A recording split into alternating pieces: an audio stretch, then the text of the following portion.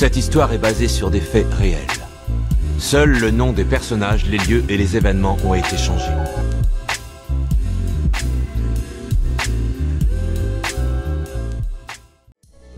Salut à tous et bienvenue sur l'écran fou, et aujourd'hui on parle série puisque sort enfin les 2 premiers épisodes de Welcome to Chip or Die, la toute dernière série événement diffusée chez nous par Disney+. Oui, parce qu'à la base ce n'est pas un contenu officiel de Mickey mais de Hulu, donc Hulu qui est réputé pour ses créations originales, audacieuses et particulièrement sans retenue, puisque c'est cette enseigne qui nous a permis de voir Pam and Tommy entre autres.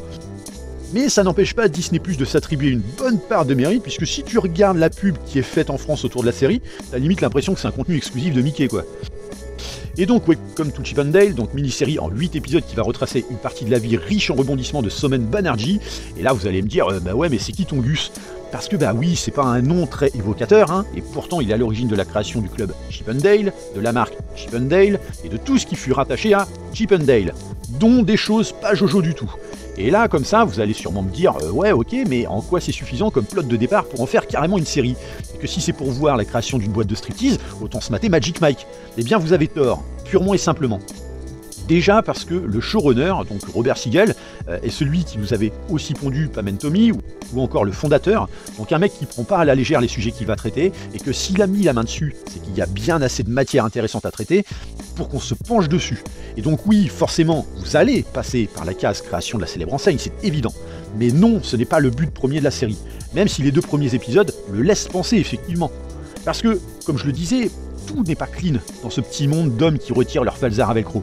Cette création d'établissement n'est qu'un prélude à la vraie histoire, et croyez-moi, si le reste de la série est de la même trempe que les 2 premiers épisodes, j'en connais clairement un qui va être jaloux de ne pas avoir pensé à s'accaparer plus tôt justement cette histoire pour en faire une saison dans sa série d'anthologie American Crime Story, c'est Ryan Murphy, qui est aussi à l'origine de Dahmer ou encore American Horror Story, entre autres.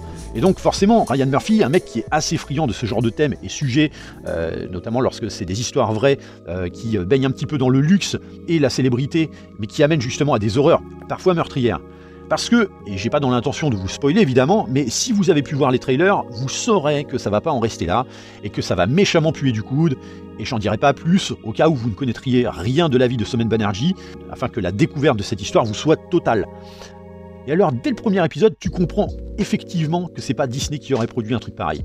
Parce que, mes cocos, c'est s'enfiler dans la vulgarité. Il y a des scènes de sexe qui s'inspirent vraiment pas de Parfum à l'eau de rose, et c'est surtout que visuellement, c'est quand même pas mal branlé du tout, hein. Parce qu'effectivement, il y a une mise en scène particulièrement soignée pour le moment. Alors, je dis pour le moment parce que pour l'instant, on en a vu que 2 épisodes, qui s'inspirent vachement des années 80, notamment dans l'étalonnage colorimétrique. Ceci étant, on est sur une histoire qui débute à la fin de cette décennie, donc ça concorde tout à fait. Et d'ailleurs, le générique de la série est vraiment dans un style hyper rétro des séries de l'époque, avec la synthwave en guise de musique, les arrêts sur image en gros plan sur les personnages pour les présenter, pareil pour la police d'écriture du titre qui est en effet néon, un petit peu comme l'était d'ailleurs Stranger Things.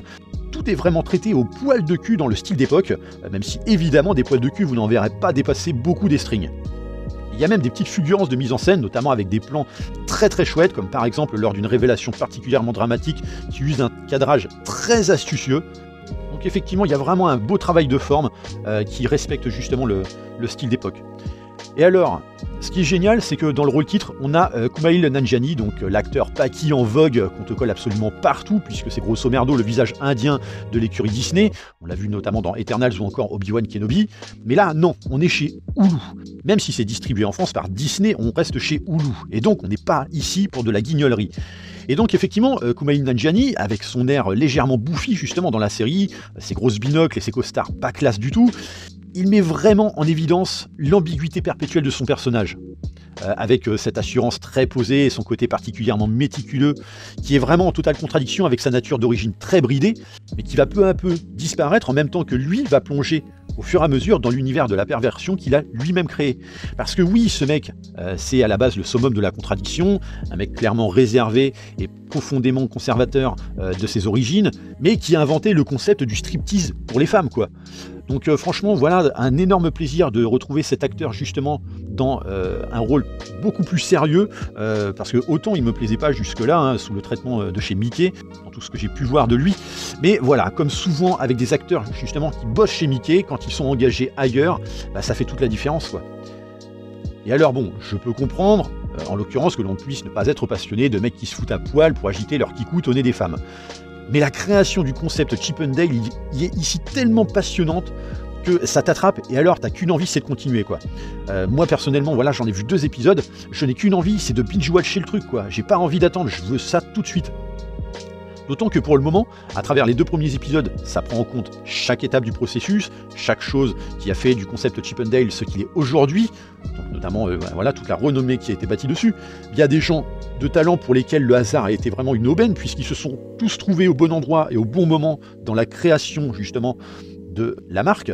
Et le souci du détail va même beaucoup plus loin, jusque dans des petites choses futiles comme l'arrivée du Coca Light, ou encore le concept de publicité par la controverse, puisqu'effectivement, on n'est pas à l'époque des réseaux sociaux actuels, hein, on est dans les années 80. C'est tout ça aussi qu'on aime dans ce genre de contenu, donc toutes les anecdotes qui entourent cet univers et cette époque.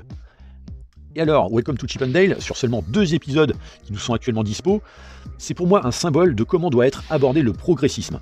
Parce que oui, cette série met en avant cela, notamment l'homosexualité, ou même encore et surtout le féminisme, mais de manière intelligente. On n'est pas du tout dans la démarche forcée totalement contre-productive à la Disney ou Netflix. Alors justement, eux, ils assènent le wokisme par la contrainte. Là, on est vraiment dans une mise en exergue d'une époque où les femmes étaient déjà conscientes du pouvoir qu'elles détenaient et de ce qu'elles pouvaient revendiquer sur l'homme, à savoir son droit de se comporter librement, de dire oui au plaisir éphémère de la vie par la débauche, quand 40 ans plus tard, on ose défendre les droits finalement des femmes par la bien-pensance, le bridage et les contestations d'ordre polémique et idéologique.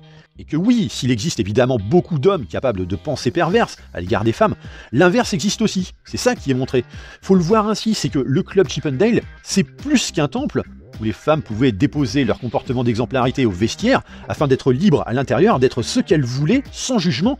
Non, c'est aussi le lieu de preuve irréfutable que les femmes sont tout à fait capables de pareils actes de perversité qu'elles ne veulent pas forcément montrer en public en temps normal. Parce qu'on les a conditionnés à croire que ce n'était pas bien pour une femme de se comporter comme ça.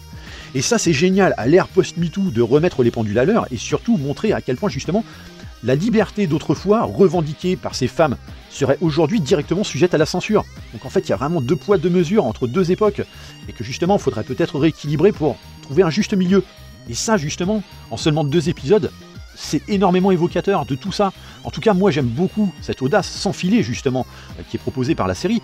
Mais effectivement, Hulu est plutôt un fervent exploitant du progressisme dans ses contenus, hein, puisque il l'a fait avec The Predator, il l'a fait avec notamment le reboot de Hellraiser, mais jamais dans l'intention saugrenue de capitaliser sur des communautés revendicatrices idéologiques.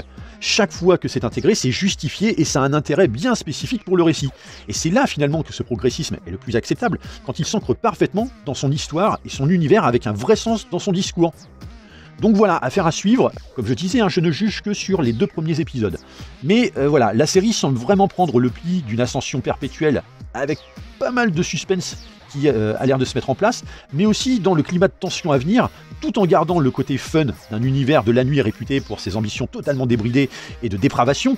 Alors pour celles et ceux qui ne l'ont pas vu, quand vous assisterez notamment à une scène en particulier dans les coulisses du club, vous saurez ce que j'insinuais par les termes débridé et dépravation. Mais oui, presque 2 heures, très sympa à suivre, sans le moindre ventre mou, en tout cas pour le moment. C'est propre et bien dirigé, bref, affaire à suivre. On aura peut-être l'occasion d'ailleurs de revenir dessus à la fin de la série. Voilà, j'en ai terminé pour cette review. Pour le jeu de la réplique, c'était sur la review spoiler fou de l'épisode 7 de Willow. Il fallait trouver une journée en enfer, sorti en 1995 et réalisé par l'excellentissime John McTiernan.